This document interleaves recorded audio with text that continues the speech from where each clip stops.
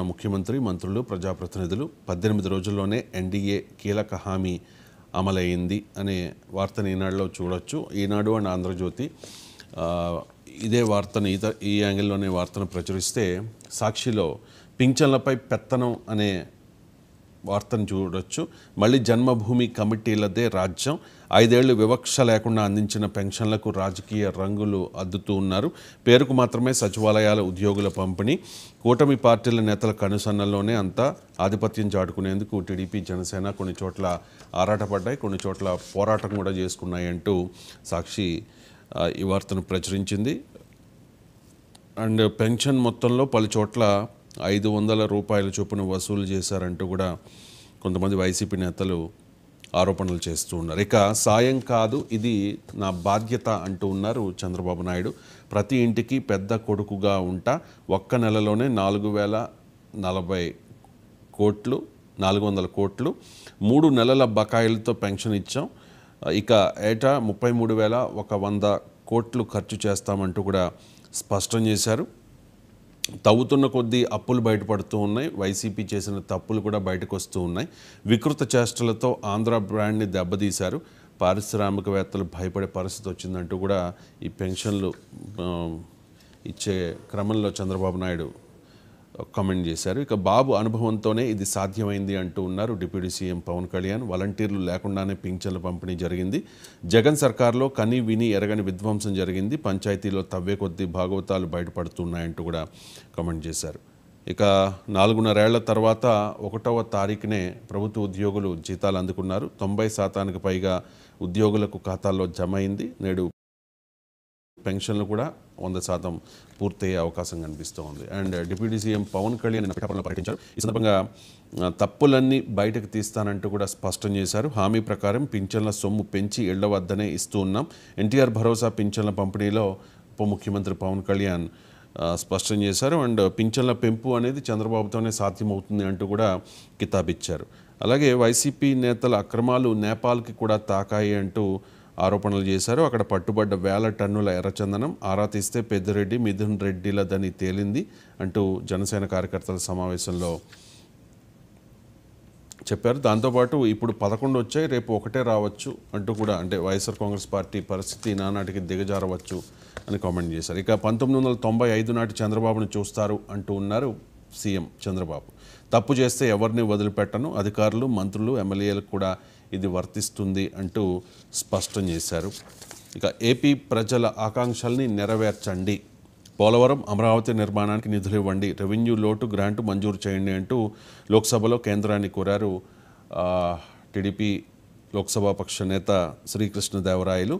అలాగే విభజన హామీ ప్రకారం అమరావతికి సాయం చేయండి అంటూ ప్రధాని మోదీని కలిసి లోక్సభలో బాలశౌరి డిమాండ్ చేశారు. ఇక ప్రత్యేక హోదాపై తీర్మానం చేయమంటూ ఉన్నారు సీఎం చంద్రబాబుకు షర్మిల ఒక సూచన చేశారు. ప్రత్యేక హోదాపై అసెంబ్లీలో తీర్మానం చేసి దాన్ని కేంద్ర ప్రభుత్వం ముందు పెట్టాలి. బీహార్కు ప్రత్యేక హోదా కోసం సీఎం నితీష్ కుమార్ ఆ రాష్ట్ర అసెంబ్లీలో తీర్మానం చేశారు. మోదీ సర్కార్లో కింగ్ మేకర్గా ఉన్న చంద్రబాబు హోదాపై ఎందుకు మౌనం వహిస్తున్నారో చెప్పాలి, అసెంబ్లీలో తీర్మానం చేయాలి అంటూ షర్మిల చంద్రబాబును డిమాండ్ చేశారు. ఇక ఇద్దరం కలిసి మాట్లాడుకుందాం అంటూ ఉన్నారు సీఎం చంద్రబాబు నాయుడు. విభజన అంశాలపై చర్చించుకుందాం, ఆమోదయోగ్య పరిష్కారాలు గుర్తిద్దాం, 6వ తేదీన మీరున్న చోటికే వస్తా అంటూ రేవంత్ రెడ్డికి బాబు లేఖ రాశారు. తెలంగాణ ముఖ్యమంత్రి దీనికి సానుకూలంగా స్పందించారు. హైదరాబాద్లో ఈ నెల 6న ఇరువురి భేటీ జరగబోతోంది. మళ్ళీ గెలిపించుకునే దమ్ముందా అంటూ ప్రశ్నిస్తూ ఉన్నారు బీఆర్ఎస్ వర్కింగ్ ప్రెసిడెంట్ కేటీఆర్. అయితే రాజీనామా చేయించి పార్టీలో చేర్చుకోండి, ఫిరాయింపులపై సీఎం రేవంత్కు కేటీఆర్ సవాల్. కొనుగోలు సంస్కృతి కాంగ్రెస్ పార్టీ పాపమే, నాడు బీఆర్ఎస్లో చేరికలన్నీ రాజ్యాంగబద్ధమని సమర్థించుకుంటూ ఉన్నారు. నేడు అంగట్లో మాదిరి ఒక్కో ఎమ్మెల్యే కొనుగోలు, ఇప్పుడు ఎవరిని రాళ్లతో కొట్టాలో రేవంత్ చెప్పాలంటూ కేటీఆర్ క్వశ్చన్ చేస్తూ ఉన్నారు. ఇక హైకోర్టులో కేసీఆర్కు ఎదురు దెబ్బ తగిలిన వార్తను చూస్తూ ఉన్నాం. విద్యుత్ కమిషన్పై వేసిన పిటిషన్ డిస్మిస్, కమిషన్ ఏర్పాటుకు హైకోర్టు సమర్థన, అప్పగించిన అంశాలు విస్తృతమైనవి. చైర్మన్ రాజ్యాంగబద్ధ పదవిలో పనిచేశారు, తన వద్ద ఉన్న విషయాలనే వెల్లడించారు, పక్షపాతం అనడం సరికాదు, నిరూపించాలి అంటూ తీర్పులో హైకోర్టు ధర్మాసనం స్పష్టం చేసింది. ఇక 4న కేబినెట్ విస్తరణ ఉండే అవకాశాలు స్పష్టంగా కనిపిస్తూ ఉన్నాయి. అధిష్టానం గ్రీన్ సిగ్నల్ ఇచ్చిందంటూ గాంధీభవన్ వర్గాలు చెబుతూ ఉన్నాయి. అందుబాటులో ఉండాల్సిందిగా గవర్నర్ను కోరారు సీఎం రేవంత్ రెడ్డి. ఈ దఫా 4 బెర్తులు భర్తీ చేసే అవకాశం కనిపిస్తోంది. ఒక 2 పెండింగ్ ఉంచే అవకాశం ఉంది. రాజగోపాల్, సుదర్శన్ రెడ్డి, వాకిటి శ్రీహరి పేర్లు దాదాపు ఖరారయ్యాయి. ప్రేమ్ సాగర్ రావు, వివేక్లలో ఒకరికి ఛాన్స్ వచ్చే అవకాశం ఉంది. నేడు లేదా రేపు ఢిల్లీకి సీఎం రేవంత్ వెళ్ళబోతూ ఉన్నారు. డిప్యూటీ సీఎం భట్టి కూడా, అలాగే మంత్రి ఉత్తమ్ కూడా. తుది జాబితాపై అధిష్టానంతో చర్చలు అండ్ కేబినెట్ విస్తరణకు ముహూర్తం ఫిక్స్ అయిన నేపథ్యంలో నమస్తే తెలంగాణలో ఒక వార్త వచ్చింది. కేబినెట్లో బీసీలకు చోటేది అంటూ ఈ వార్తను చూడొచ్చు. మంత్రివర్గంలో లోపించిన సామాజిక సమతూకం. 12 మందిలో 7 ఓసీల్లో, 4 రెడ్లు. బీసీ, ఎస్సీ, ఎస్టీలకు దక్కింది 5 పదవులే.